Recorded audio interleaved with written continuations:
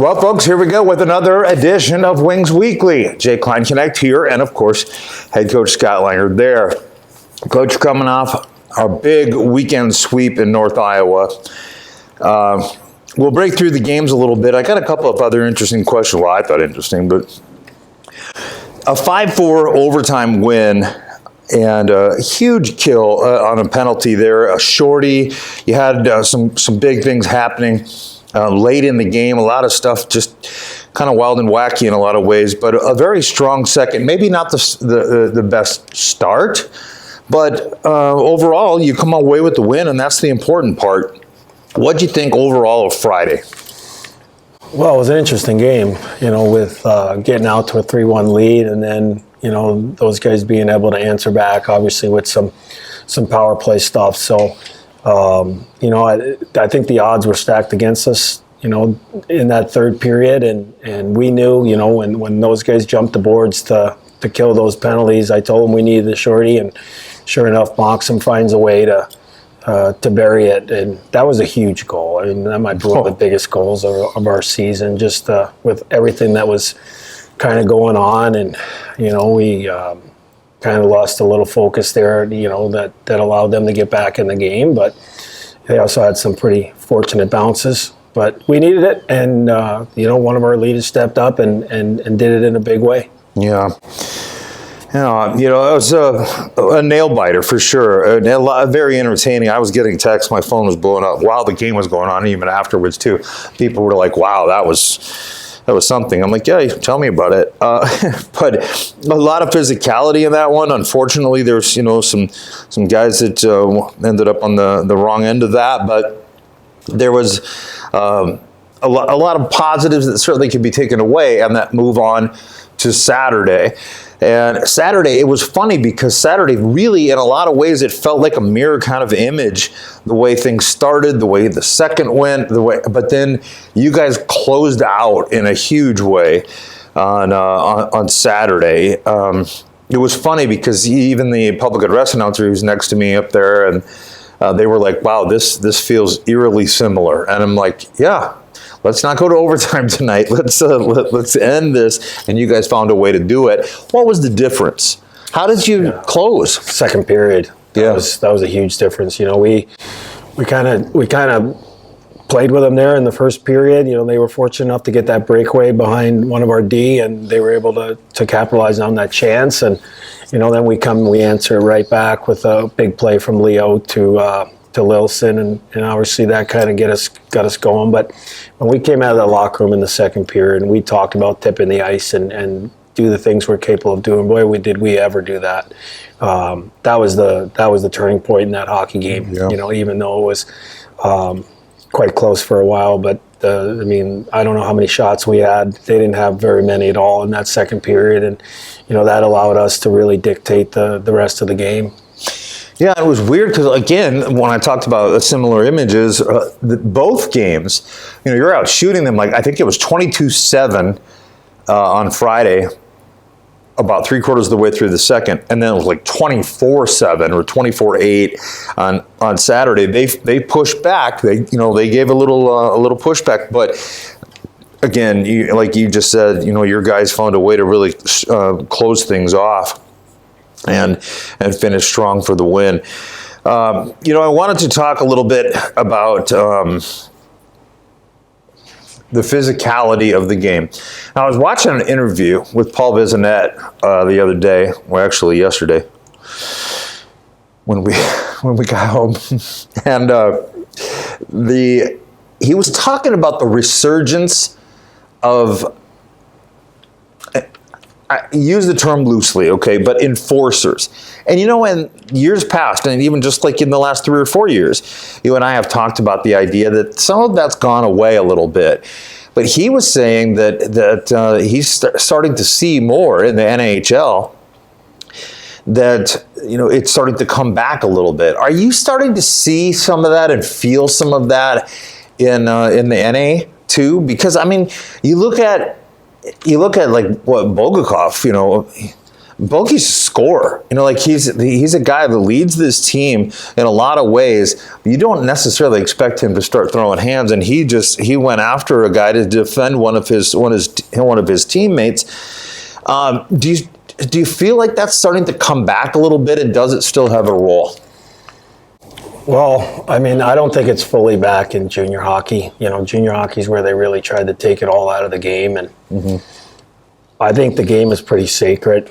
And there's reasons why the game was played the way it was, and having guys that were there to police some certain situations, and you see it every night in our division. There's liberties being taken with guys that are scorers, that are what you call a skilled guy. Right. And, then it leaves it up to who, because you don't want to lose those guys that are leading your team in points. So, there needs to be a guy or two guys where there's repercussions for your actions. But I think when you look at the NHL, I think they're just a little tired of taking away the sacred heart part of the game. Yeah. And you are seeing the Rempies and those guys of the world being able to play in the National Hockey League because of the liberties that are taken with their skill guys and their high dollar guys. So I just don't think you're ever going to fully take it out of the game of hockey. It's how the game is played. It's how it's coached. It's how things are policed. And like with our team, our guys are a pretty close knit group. And Leo did that because there was a pretty good two-hand given to our guy away from the play. Right on the shoulder blades. I mean, it was a non-hockey play right near the boards where a guy could have got exceptionally hurt. And from a coach's side of things, do you want to lose Leo for over half the game? No.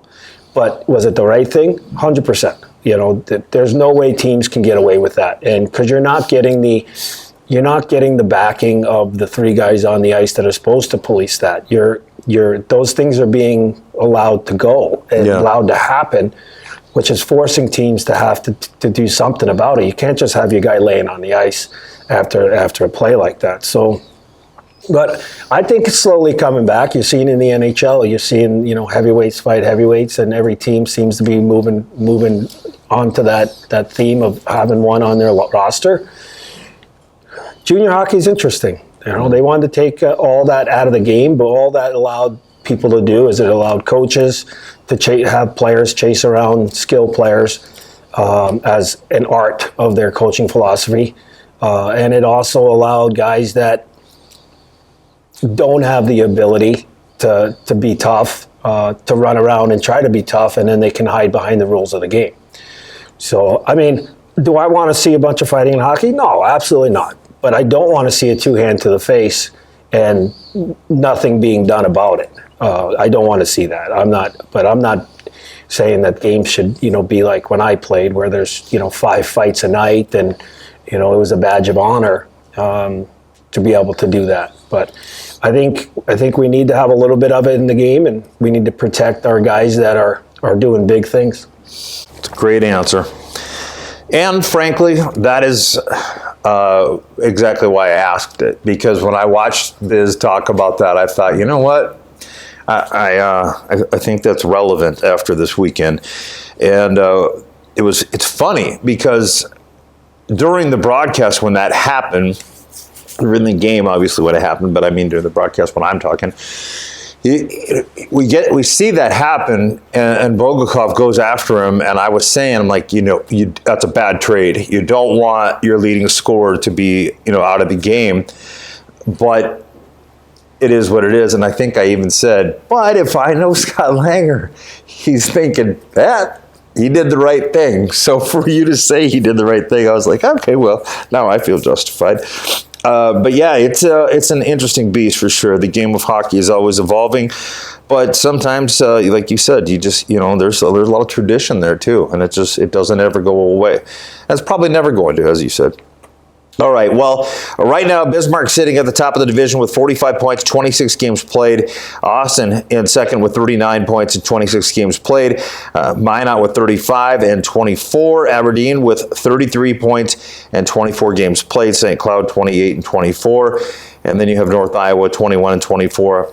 And the Mallards of Minnesota, 18 and 26 games played. Watertown, 11 and 26. Watertown coming off of a big win for them, really, on Friday night against Bismarck. And I always have to mention the games played because it's obviously it's relevant again when it comes to the amount of points that can be accrued. But moving forward, you've got a team like St. Cloud that is coming back into the Odde Ice Center or into the building here, and you've seen them before. You've seen them in their building. We know that they skate well.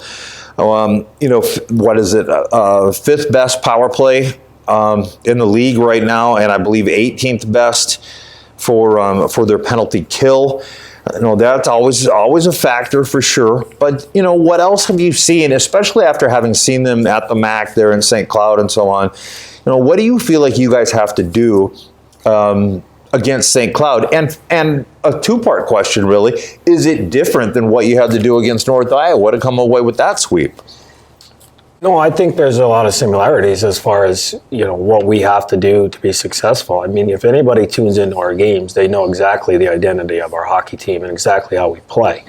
I don't think changing the way we play is going to help us win hockey games. I think, you take a team like St. Cloud, us and them are going back and forth in the standings. I think there's a lot on the line. We all know that. We need to outplay them because we are at home. And we are playing well. We're coming off 3 in a row, and I think that should add some energy to our lineup. We will have the addition of Nikolai Tishkovich back with our team. What? And yes, sir. And he'll be here today, and I think that energy level and that speed is going to also add to what we bring to the table. I'll be darned. I did not know that. That's interesting. Yes, for sure. It adds a lot. Folks, breaking news right here. Are you hearing this? Tish coming back. The crowd's going to love that too. That's awesome. All right. Coach, again, after St. Cloud, right back down in North Iowa. So, hopefully something crazy doesn't happen down there again. But it just seems like that's a trend going to Mason City. I don't know what that's all about. But anyway. Thank you for your time. I won't keep you any longer, but good luck against St. Cloud. I'll catch up with you on Friday again, and we'll regroup a little bit and kind of revamp how the week has gone at that point. But thanks for your time, and congratulations on a sweep down there, and good luck against the Norsemen. Thanks, Jay. All right, folks, second portion of Wings Weekly coming up after this.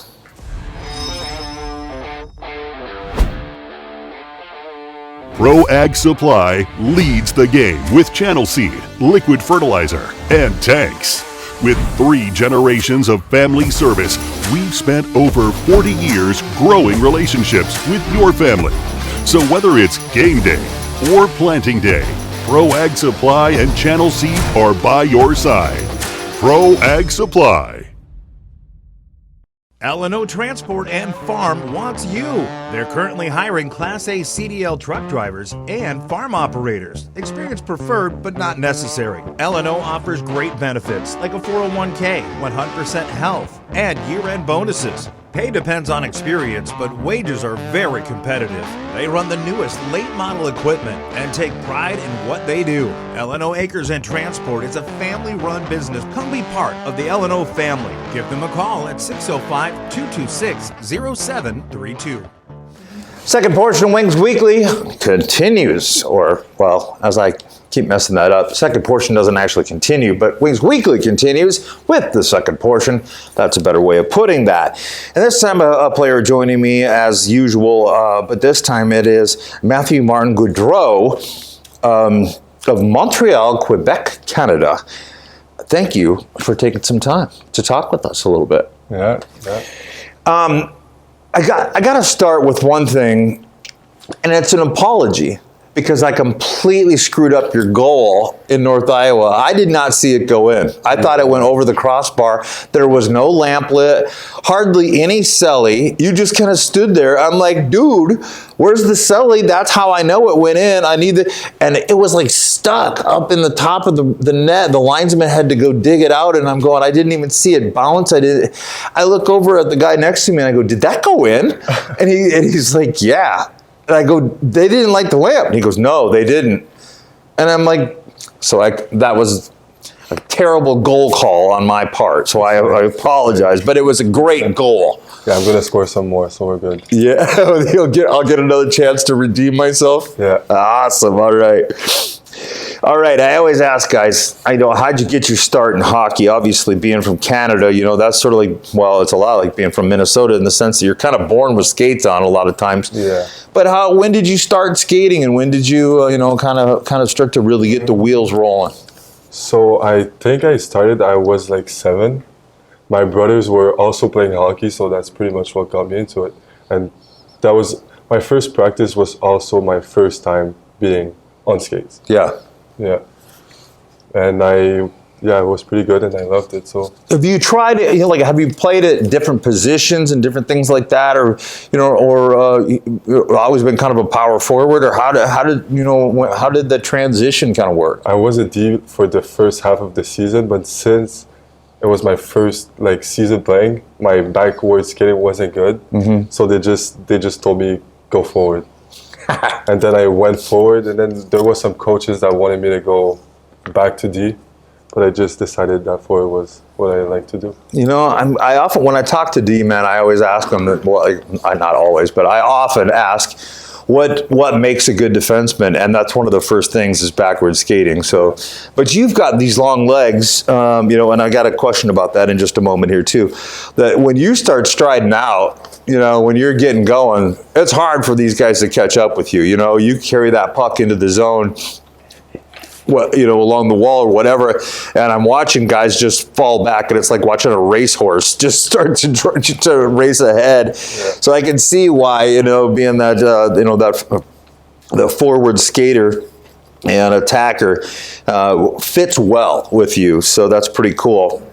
What would you say is your favorite part of hockey?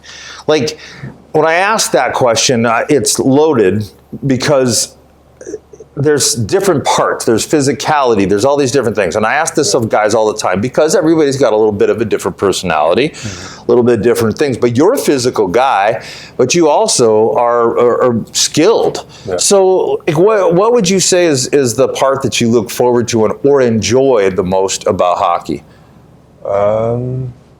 And it could just be the atmosphere. It could be the locker room. It could be the hanging out with the boys. It could be whatever. I think it's a little bit of everything when you think about it, because without the boys, it wouldn't be the same.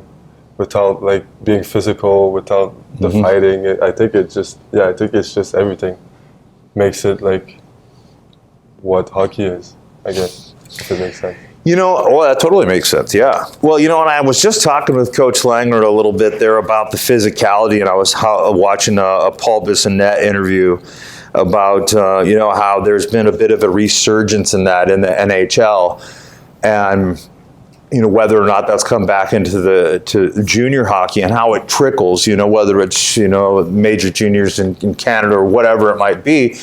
Are you seeing a little bit more of that? And you just said fighting, the physicality. And, obviously you're a guy that's involved in some scrums and some, pushing and shoving and stuff and tussles, if you will. What is your red flag? What is the key? What is the one thing that you're like defensemen, usually they're like, don't touch my goalie. You get out of the crease, stay away from my goalie. Is there something in particular that you can think of that you're just like, man, if you do that, you're gonna feel the wrath?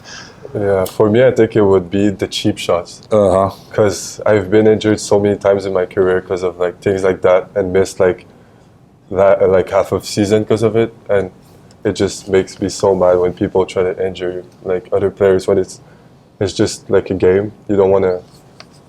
It's not it's not a hockey play. It's not a clean check. It's not, or it's not a clean hit. Yeah. So that I told the cheap shots definitely have no place. Well, in any sport really, but certainly not. And I hate to see that. You don't want to see somebody intentionally try to injure somebody. Yeah. I agree with that, and I think everybody watching probably would. Now, that being said, you're a big guy, 6'6". Add 3 inches skate and boot. Yeah. And you're a big guy out there, and that like over the years we've had some smaller guys. A Joey Strada, who's 5'8". That's what they said on paper. I think he was more like 5'6". Jittery, fast, all over the place, but head contact all the time. It seemed like, and like because you're a big guy, when you go to hit somebody and there's somebody that's a little smaller, do you have to be more conscious and more careful of that? No, it's just I know I'm gonna get some random calls just because I'm tall. So I'm just used to it by now. Yeah. Okay.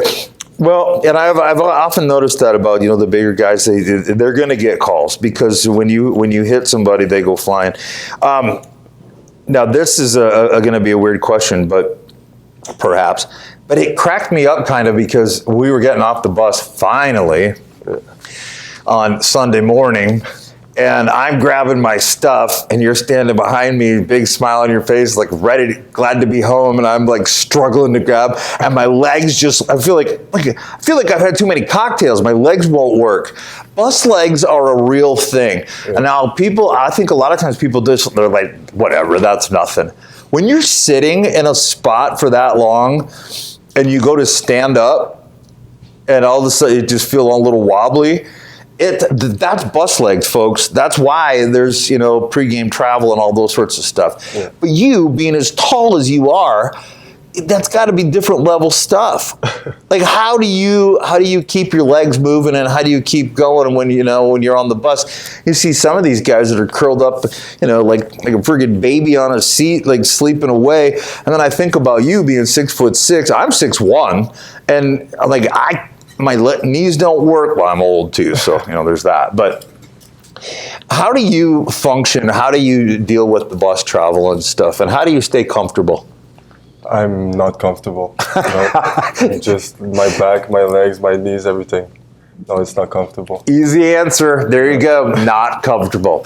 Man, can I relate to that? I have never been able to get comfortable on the bus. And I'm not kidding you. Folks, I'm not joking. My seats, like, it looks like a bird's nest. I have a blanket and pillows and gel pads and head, like neck roll things that you wear on the airplane. None of it helps. I swear. It's terrible. So I'm with you on that, bud. Yeah. Okay. So what's your music playlist look like? Is it rap. Yeah? A lot of rap music, yeah. Yeah, it's what's most popular in Montreal, I think. And yeah, I'm just a rap guy. Okay. I was going to give you a hard time about like Anne Murray or some of these Canadian artists. I don't know who they are. No. I did figure you would. They're from like the 70s, so I didn't figure you would. But I was thinking about it as I was driving here about who some of the Canadian singers and songwriters are. Yeah. All right.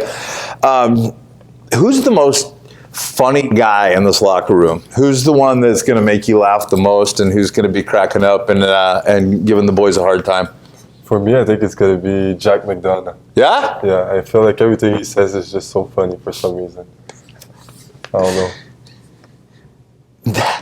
Interesting. Interesting. Yeah, I don't know. He's just funny to me. Okay. How about the toughest guy? Now you're a big dude. Who would you probably most least likely want to throw hands with? I think Leo surprised me this weekend. I was just gonna say, what about Leo? Yeah, he's tougher than we think. He's a little fiery, isn't he? Yeah. I think when he wants it, he wants it. It still shocked me. Yeah. He just goes after him, and so I was like, "What?" Like Bulgakov is throwing him out there. That's pretty fun. Okay. Can you imagine that? He's 5'9". He's 6'6". Like in boxing terms, the tail of the tape, the reach. Wow. Yeah. Okay. How about hobbies? What do you like to do when you're not at the rink, when you're not lifting weights, working out, skating, doing all those kinds of things? What do you like to do when you're away from work, so to speak? I'd say playing video games with my friends, hanging out, and just going outside and doing what I want to do. I don't know. What's your go-to game right now? Probably Rainbow Six Siege or Fortnite. Okay. Fortnite still? Is that a thing? I thought that would have gone away by now. I think it's coming back. Is it? Okay. Yeah. I did not know that. All right. How about like outside stuff? You said you like being outside. I heard they're good fishing in Quebec. So you an outdoorsman? No, I'm not the type of. I don't fish and No. and hunt. No. Okay. I just had to throw that in there. A line off letter, Kenny. Good fishing in Quebec. Anyway, foods, Putin, things like that. You miss it? Yep, it's so good. I think it's the first thing I'm going to eat when I'm back. Yeah, for Christmas break. Sorry, folks. Excuse me. They actually, there's a place called Bulligan's that actually has pretty decent Putin. Probably not as good as that you're used to, but it's not too terribly bad. One of my favorites. Okay, how about your favorite hockey term? Now, hockey, when I say that, I mean hockey's got a language of its own, and if people aren't used to this or they don't understand, there's all kinds of things. Benders, pylons, there's chirps that you can throw out there. There's all kinds of things. I know the boys love to say ew, gross, whatever. There's all kinds of different terms that hockey players use that are not generally used in mainstream life or in other sports. Yeah. What would you say is your favorite, your go-to hockey term?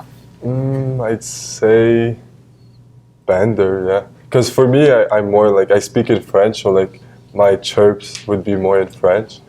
But yeah, I think that's what I would say to like an English guy if I want to talk bad about him. Yeah. On the ice. Well, and it's a common one, so everybody knows what that means. Well, and at least in hockey, is your ankles are bending. That you do not have good skating skills. You're a bender. Yeah. So if you're watching or listening on the radio on Fox Sports Aberdeen or on here on Wings Weekly, that's what that term means.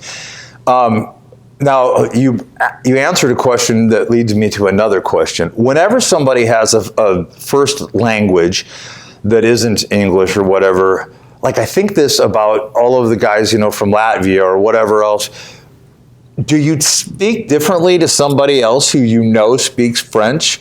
Yeah. When there's French people on the ice, we just speak in French. Yeah. Is it a little more heated? A little bit more like... It's more friendly, I feel like. Really? Yeah. Well, Canadians, they're friendly guys. Yeah, when there's a French guy on another team, we're more friendly than chirping each other. Okay, interesting enough. Yeah. All right. Well, I probably kept you here long enough. I just wanted to get an opportunity for, the Wings fans to get a chance to know you a little bit away from the ice and kind of, hear what your life has been like. Speaking of which, you said your brothers played, and how about a shout out? Anybody at home that you want to say what's up to? Well, just shout out to my family, my whole family. I have a very big family, nine siblings. What? Yeah. So shout out to all of them. 9 siblings? Yeah. My mom's got 7 siblings, and I thought that was astronomical. 9 is crazy. Yeah. They're all, I'm sure, huge supporters. Yeah. Did you check in with them quite a bit? Are you all in contact? We all talk to each other. That's awesome, bud. That's awesome. All right, so my final question for you here is going to be St. Cloud. You've seen this team in the MAC up there, and they're a good skating team. They've got good goaltending, as I was just talking with Coach Langer about. They also, have a good power play unit, top 5. Yeah. What do you see as some keys? What do you need to do? You come off a 3-game heater right now, and sweeping down in North Iowa. What do you got to do to keep it going? I think it's going to be starting on time and being careful with the penalties because I think they have a really good power play. Yeah. And I think being physical. Yeah. And the way they transition from zone to zone and stuff, I think the physicality, I think you're right on with that because it does seem like there is something you can do a little bit to take them the pace, you know what I mean? To take the pace away a little bit. There's certain teams, don't get me wrong, I'm not talking bad about anybody, but because everybody's got their own thing going on, but there are certain teams that just don't really like to seem to get hit. And that's one of the beautiful things I think about this team is that y'all can skate, handle the puck, shoot the puck, good goaltending, physicality. it's a multi-piece thing that the puzzle, just keeps getting tighter and get better. So that's a great answer there. Thank you. All right, well, folks, as I mentioned, St. Cloud Norseman coming to town, corporate game sponsor, Wireless World of Aberdeen. Kids free Friday. Kids 12 and under receive a free ticket with the purchase of an adult ticket at the door. One kid's ticket per one paid adult ticket. Saturday, December 14th, corporate game sponsor is the Roncalli Troop and Pack 359. I'm assuming that's Boy Scouts, but could be Girl Scouts, I don't know. Early Christmas there, Santa and Mrs. Claus will be here for pictures from 6:20 up until puck drop. Post-game party with the Wings at City Lights Bar and Event Center on South 2nd Street in Aberdeen. Tickets are available at ticketsnotaberdeenwings.com or any of the Sea Express locations in Aberdeen.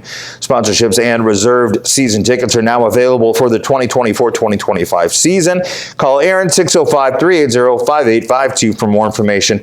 And for all your latest news and information on the Wings, visit aberdeenwings.com or follow us on Facebook, Twitter, and on Instagram. You'll probably be watching this on YouTube, and if I'm not mistaken, I think I saw something pop up on TikTok that is kind of new and kind of funny. So check that out too. Once again, Matthew Martin-Gaudreault, thank you so much for joining me and taking some time to share a little bit about your hockey career and your life behind the visor, so to speak. Yeah. No problem. All right, folks, that's going to wrap up this week's Wings Weekly.